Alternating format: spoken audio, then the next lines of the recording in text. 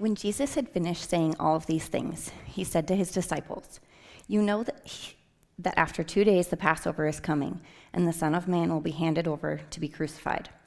Then the chief priests and the elders of the people gathered in the palace of the high priest, who was called Caiaphas, and they conspired to arrest Jesus by stealth and kill him.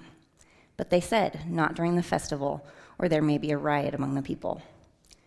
Now while Jesus was at Bethany in the house of Simon the leper, a woman came to him with an alabaster jar of very costly ointment, and she poured it on his head as he sat at the table. But when the disciples saw it, they were angry and said, "Why this waste? For this ointment could have been sold for a very large sum, and the money given to the poor." But Jesus, aware of this, said to them, "Why do you trouble the woman? She has performed a very good service for me. For you always have the poor with you, but you will not always have me. By pouring this on my body, she has prepared me for burial. Truly I tell you, wherever this good news is proclaimed in the whole world, what she has done will be told in remembrance of her." Then one of the 12, who was called Judas Iscariot, went to the chief priests and said, "What will you give me if I betray him to you?" They paid him 30 pieces of silver, and from that moment he began to look for an opportunity to betray him. Thanks, Nicole. So for you, who embodies that like in charge but not controlling kind of person? Like who comes to mind when I say like who's that person? Maybe it's in parenting, maybe it's in coaching, maybe it's in leadership or at work. The kind of seasoned wisdom of the type of person who doesn't suffocate the room because they're controlling all the things, but has this, just creates this air of confidence, like they're in charge. I was thinking about all that this week, and there's this one guy that I got to know in the coaching world of baseball, mostly because I've coached his son, but he's like a second-generation coach, and most of his coaching has happened around high school sports. And so most of the time when I've been around him, like he's been the parent, I've been one of the coaches, but there's been a couple occasions where I've got to coach with him. And in my opinion, he kind of in some ways has that, just he's in charge, but he's not controlling. In fact, there was a couple stories that came to mind. One was a couple years ago at the end of the season. It was late in the season. I think Justin was a part of this crew too. We kind of threw together a team to go do this wood bat tournament in Billings, and generally those types of throw together kind of late in the season tournaments are poorly umped, and so you show up with low expectations. And in fact, our expectations were fulfilled, or a lack thereof. In the first game, it was so bad that I'm not the guy who's in charge but not controlling. I'm just the controlling one. So I made myself look like a fool because I was so mad at the umpire the whole game. So the second game, I just swung the other way and I was like, I'm not saying anything. And it was like first inning, there was this horrible call on a play at first base, but I'm not saying anything. And all of his coaches were like, yeah, what do you expect? And this guy who I'm referencing, the in charge but not controlling guy, before any of us could stop him, just left the dugout and went jogging across the field to the umpire behind first base. Which is kind of like a car wreck.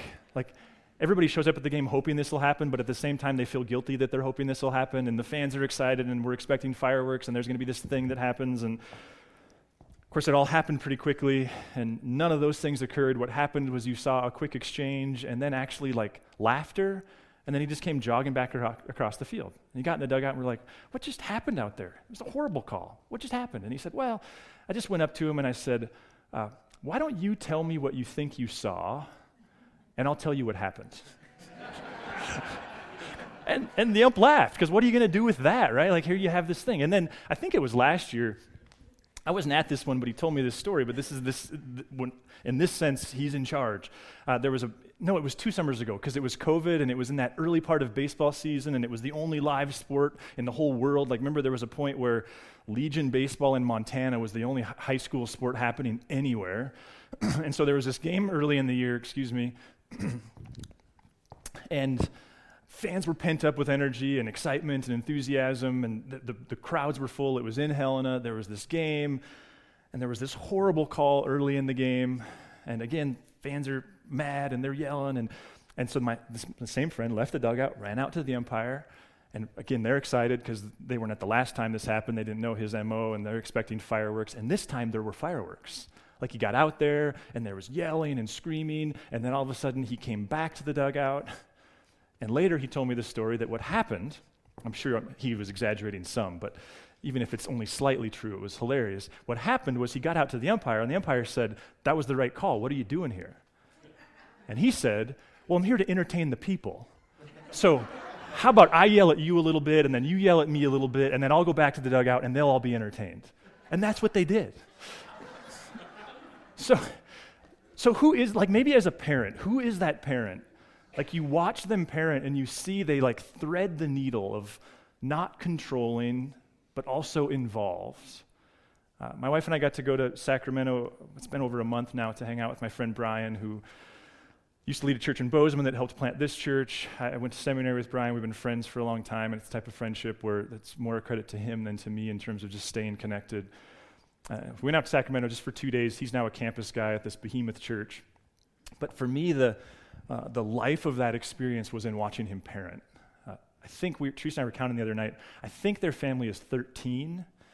He has 3 that don't live in the house, his oldest biological daughter, and then, 4 that don't live in the house, his oldest biological daughter, and then 3 adopted Ethiopian kids that are now adults, but living in his house with him still. So he's the lead pastor of a church that was 20,000 people before COVID. He's the lead pastor of 2 of those campuses. And then his wife is an exec for this dermatology, plastic surgery company. She's on the road like 50% of the year. But living in his house still, he has he has twin boys. They're biological children of his. They're seniors. And then he's got a biological daughter who's a sophomore living in the house. And then there's 2 girls that they adopted when they were kids from the Congo who were freshmen. And then there's 2 more girls who they adopted from the Congo who were in middle school, all living under his roof. And watching him parent was one of the most cathartic things for me I've done in a while. Because Brian embodies that kind of parenting where it's clear, like, he's in charge, there are boundaries, but he's not controlling. He doesn't micromanage the every little detail. Who is that for you? I think if you ever watch Hannah lead something like Ales for Trails, this is part of what makes her such a great leader. Like, if you've ever volunteered at Ales, especially hours before anybody else gets there, the awesome thing about the way she leads that is she has a plan. She's in charge. But she doesn't run around all morning slapping hands when people make a decision that was different than the one she wanted. Who's that for you? Like, who's the parent? Who's the boss? Who's the leader? And if you're like, that's the furthest thing from me, like, the great news is, as best I can tell, you don't leave the chute with those kind of skills. Like, you learn those.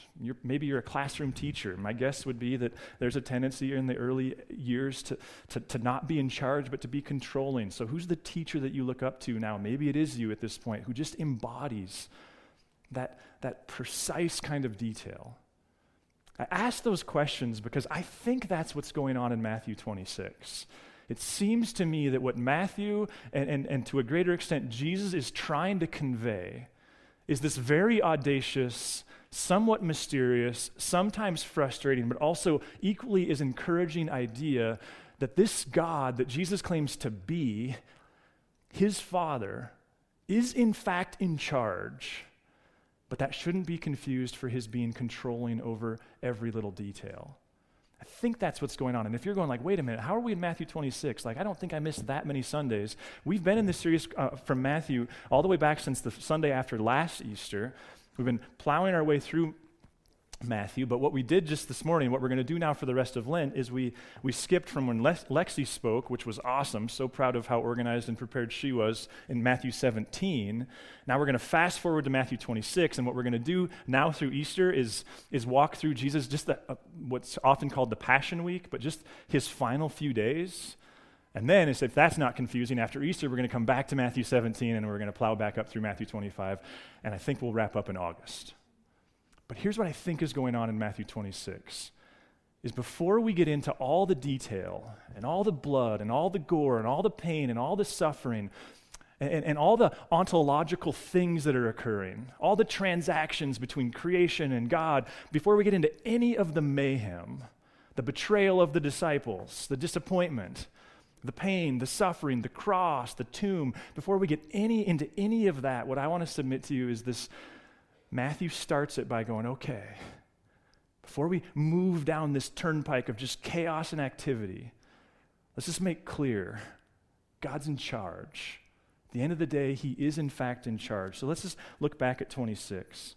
When Jesus had finished saying all these things, he said to his disciples, "You know that after 2 days the Passover is coming, and the Son of Man will be handed over to be crucified." So question, when does Jesus claim he's going to die?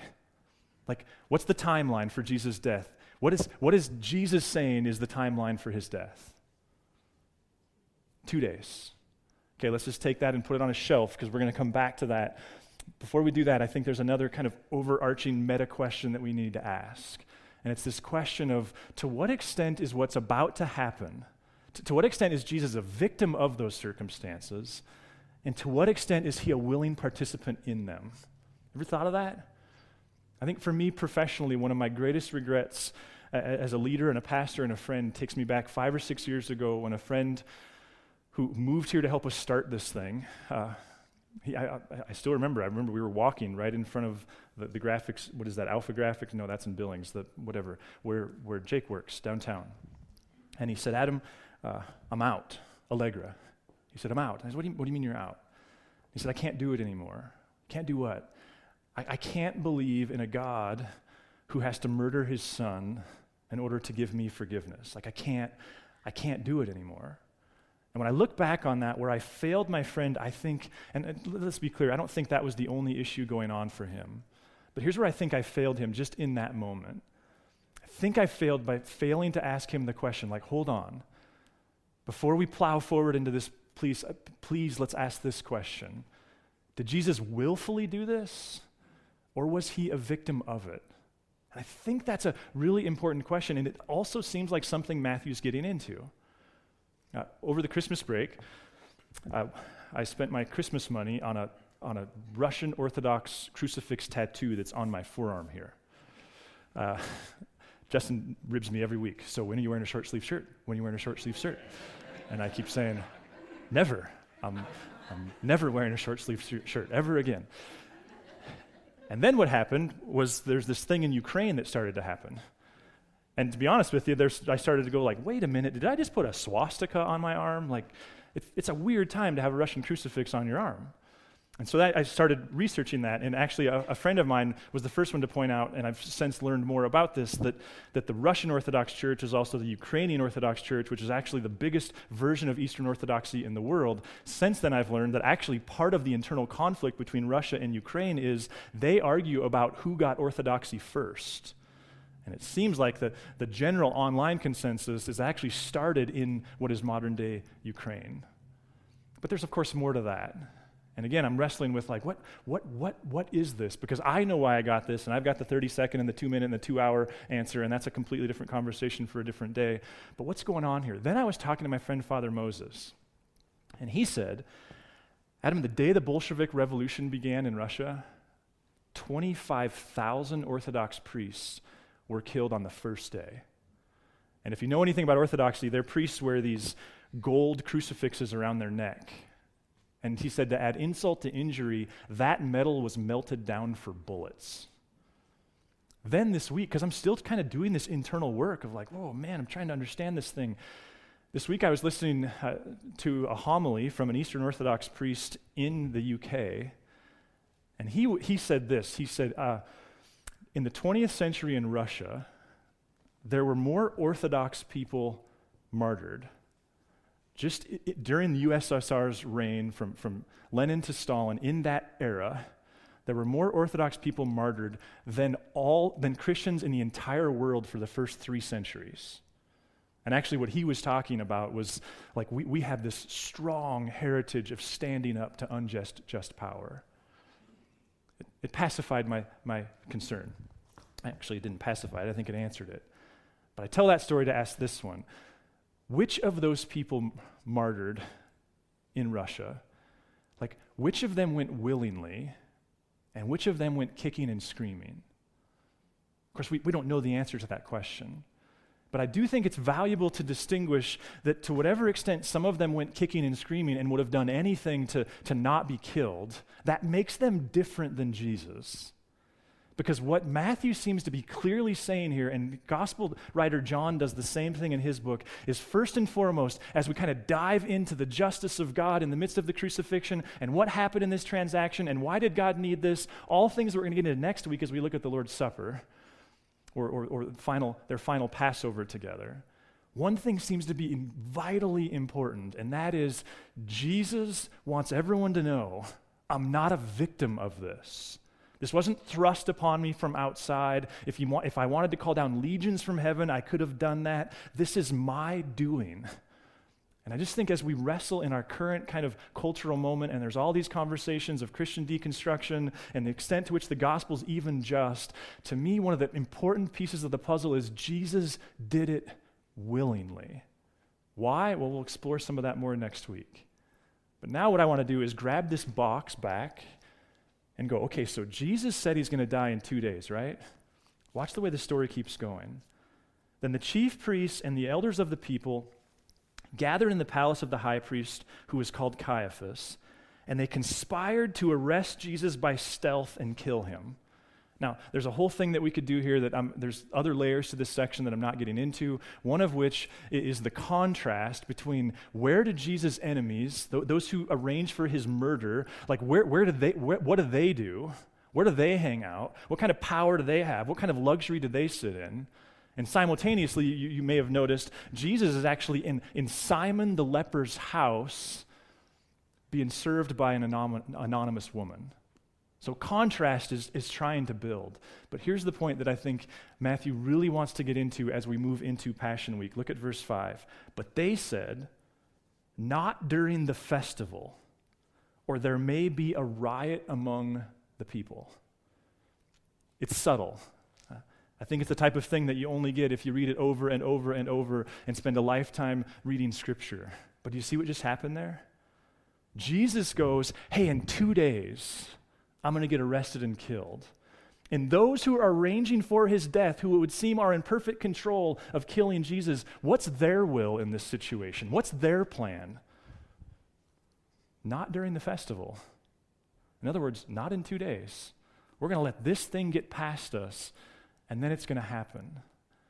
And I guess my question to you is, what if what Matthew's trying to give us here, and remember, he's writing to an early church who faced persecution real time.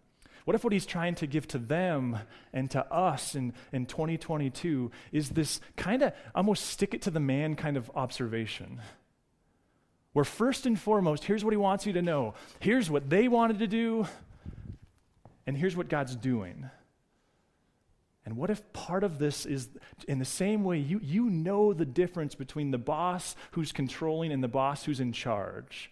You know the difference between you as a parent in the early years when it was controlling and you as a parent in your later years when it was about being in charge. What if part of what Matthew is trying to convey to us is, hey, some stuff's going to happen. We could nuance the extent to which it's even God's will and how free will plays in, but just know, like, God's in charge. I mean, there's this big question in the history of theology, and that is, does God control everything? I personally, it just doesn't land for me. Go all the way back to Genesis 1, and you start, to me, see instances of God giving us a certain permission that allows us to stray outside of his quote-unquote plan. I don't buy into the idea that I had a soulmate, though I'm thrilled that Teresa and I are married, and I think that's fantastic. I don't buy into the idea that I was called to occupational ministry, though I'm thrilled that I get to do this, and I love it. I'm not convinced that God controls the specificity on those levels. But what if part of becoming an emotionally healthy spiritual person is also having the ability to go, but God is in charge. And especially, and I think this is the bigger emphasis, especially for the servants of the Most High. Like, what if that's the promise? Doesn't mean we won't suffer. Didn't mean that for Jesus. Doesn't mean there won't be disappointment and betrayal and pain and hurt. Doesn't mean we'll die old. Didn't for Jesus. But for the servant of the Most High, what if spiritual health is by definition returning to? Like, the Lord is my shepherd. I have all I need. He makes me lie down in green pastures, leads me beside quiet waters. He refreshes my soul. And what's the next refrain? He guides me along the right paths for his name's sake. But what about darkness? Even though I walk through the darkest of valleys, I'll fear no evil. Why? Because it won't ever happen? No, because he's with me. His rod and his staff comfort me? What about when someone has it out for me? What about enemies? What about other sources of evil? He prepares a table before me in the presence of my enemy. He anoints my head with oil. My cup runs over. And what's the refrain of Psalm 23? Surely his goodness and mercy is with me all the days of my life, and I shall dwell where? In the house of the Lord forever. What if, as we move into Passion, part of the great audacious claim being made is this is God's world, and whatever kingdom we're staring at, whatever political things we're looking at, they're penultimate, because this is God's world, and God's in charge. Think of the Lord's Prayer. Your kingdom come, your will be done on earth as it is in heaven. What if the struggle of the Jesus way of life is not the knowing, but the remembering, the returning to? We explored even the rosary last week and like kind of this background liturgical prayer type of ideas, and that was so much of that. It's not like we need to learn new things all the time, is it? It's the being reminded of things. Or even think of, head to that next slide, Holly. Think of this statement Jesus made in John. He says, in the world you face persecution, but take courage. I've conquered the world. What if God's in charge? You know, several years ago, it's probably been 6 or 7 years ago, when we were experiencing our first kind of big growth as a church together, one of the things that we realized, you can go ahead to that next slide, Holly, is one of the things that we realized was, man, we're kind of running out of space. And, you know, we all kind of know the play card that generally happens with growing churches is you go do a capital campaign, you build a campus, and you do all that. And we just, not because it was a moral thing, we just didn't want to do that. We really believed in being a part of public space and community space, and our rents going and getting invested into that. We really believed the value of being a portable church. There were these certain values. We loved being a part of Grand Street. And yet still there was this like, what are we going to do? What are we going to do? Well, at the time, one of the options we considered was something within the school district. And I actually had a meeting at Hub Coffee with the then superintendent of Helena Schools, and I pitched the idea to him of our renting the HMS auditorium to move our gatherings into there and then using the gym for kids. And it was a really exciting, fun conversation. There's certain rent agreements they have in the district's policies that don't allow 501c3s to pay at the same level, but we'd kind of figured out like, well, we'll just kind of pay the same thing, but we'll put it in this account, and we'd figured out that kind of roughly on, you know, a napkin with a pencil that in the first few years we could probably replace every seat in that place with modern theater seating, and we would be a part of investing in this space, and we were both excited. And it was a meeting that left with one of those like, well, let me go kind of bounce this off the right couple people, and I got a couple T's to cross and I's to dot, but let's get back together in a few weeks and we'll finalize this plan. And I'll never forget, we sat down at what was then Riley's, if you remember Riley's, the restaurant. We sat down 3 weeks later, and I'll never forget his words. He said, Adam, I can't say yes to this and keep my job. And I was so mad, and I've told this story at times in healthy and other times unhealthy ways. It was just such a frustrating thing to me of how the politics of all that played itself out. And then this last year happened. The last 2 years happened. And can you imagine if we were a church that met in a public school during COVID? Like, we might be done. Like, it might be over, because it doesn't take any creativity to go like, you wouldn't have been meeting in HMS auditorium. You might have not even gotten a parking lot. And that's not a criticism. I'm just saying, like, that's the world. I was thinking about that this week, and I was like, what if that is this? That we work our dogs off. We pray like everything's up to us. Or we work as though everything's up to us, and we pray like everything's up to God, the old cliche. And we trust God's in charge. God's in charge of all this. So much so that we were reflecting on that this week as a council, and it just occurred to us that Grand Street has so allowed us to call our own shots for the last 2 years. At times, even the way we were approaching things was different than the way they were within their own organization, and it just caused us to reflect on like, wow, Grand Street's been so kind and gracious to us. And so just wanted you to know that the council made the decision this week to cut them a $10,000 check just as a thank you. From our reserves. They're trying to do a big HVA update. They haven't increased our rent in a while, and they're just like, let's just give them this chunk of money as a thank you for, like, thanks for letting us. There was a season, you guys, where Grand Street's own staff wasn't coming into this place, but because of the media provision of the local COVID laws, they were allowing us to come in here and film. But what if that's just this kind of an example of a God who says that Jesus' way is this threading this needle of a God who's in charge. Doesn't mean you'll never suffer, doesn't mean there won't be tragedy, but a God who's in charge. And I guess here's the question that I wanted to ask you this morning. There's two of them. In what way for you might it just be helpful in this season to be reminded God's in charge? That doesn't mean it'll be easy. In this world, you'll face intense persecution, but God's in charge. In what way might that be a helpful reminder to you in whatever it is you're navigating relationally or professionally or emotionally? Maybe you're looking at the geopolitics of this moment or the economy. There's so many things for which you could freak out because it seems like nothing good is in charge. In what way might it be healthy for you to go like, oh no, this Easter, Lent, fasting, so many of the things we're trying to lean into is just to create some extra space to choose to live and believe inside of this idea that God's in charge.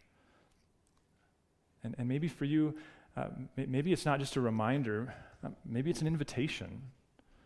I mean, this is the Jesus-centered life. This is repentance. This is what happens. Maybe for you, you've never even considered, like, what would it be like to live as though God is good and can be trusted, and therefore to live as though He's in charge. That's the baptism moment. That's the moment of transformation. That's the moment of conversion. It's this trusting that this is God's world, that we live, as Dallas Willard says, in a God-bathed world. So as the band comes back up here, we're going to give you some space to reflect on all this and to do some internal work. There'll also be communion elements over here. If you've never taken communion with us before, you don't have to. They're also not going to ID you. It's on your honor. Like if you're trying to live the Jesus life and believing in Him and following Him, and the tomb is empty and the resurrection's the hope of the world, then please, by all means. But maybe before we start to sing, I thought let's just move into that time by saying the Lord's Prayer together. Thanks for listening. If you'd like to learn more about Narrate Church, find us online at narratechurch.org or look us up on Facebook or Instagram.